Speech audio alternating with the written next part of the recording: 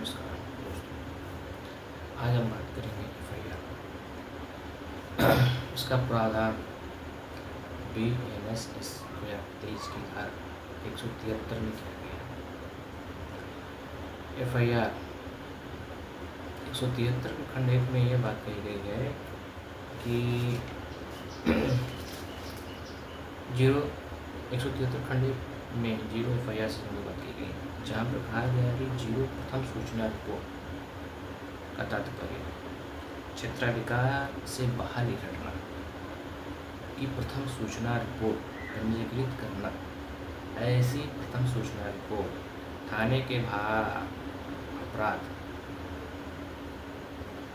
अपराध क्रमांक पर न लिखकर 0 क्रमांक पर लिखा, अतः इसे 0 सूचना रिपोर्ट कहा जाता है।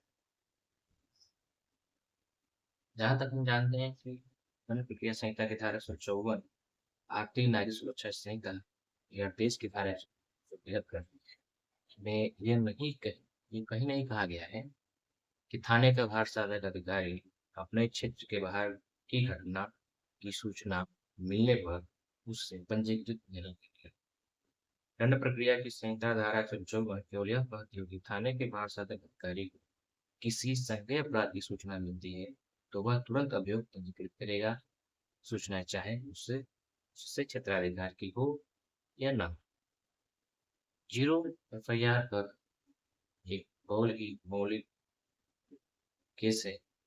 उसके संबंध में कहा गया है कि केस है आंध्र प्रदेश राज्य बना उन्नावी राम, जो सुप्रीम कोर्ट के द्वारा निर्णय सुने। इस बाद में कहा गया है कि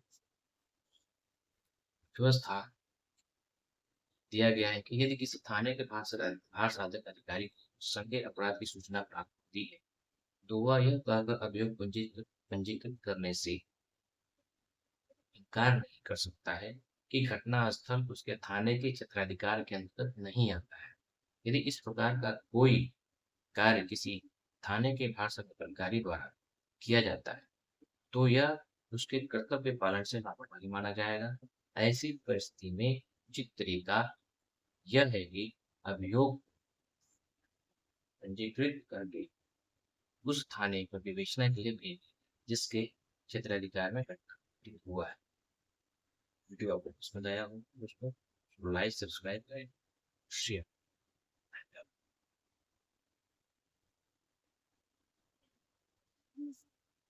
दोस्तों जनरली हम जानते हैं कि यदि हमारा कोई शिकायत थाने पर दर्ज नहीं होता है उसमें हम व्यथित परेशान। ऐसी स्थिति में हमें क्या करना चाहिए? भारतीय नागरिक सुरक्षा संहिता 2023 की धारा 3 में यह प्रावधान किया गया है कि विधिक पक्षकार के द्वारा सूचना देने पर अगर स्थानीय स्थानीय थाने पर जाने पर कोई मामला अभियोग पंजीकृत नहीं होता है तो उसकी शिकायत सीधे एसपी को जरिए रजिस्ट्री कर सकते। यदि जरिए रजिस्ट्री शिकायत करने पर भी उस मामले का निस्तारण नहीं होता है तो विधिक पक्षकार को 173 में 173 पंचायत में उस मामले को संज्ञेय समुचित न्यायालय में प्रार्थना पत्र के साथ प्रस्तुत करना चाहिए, जहां उसका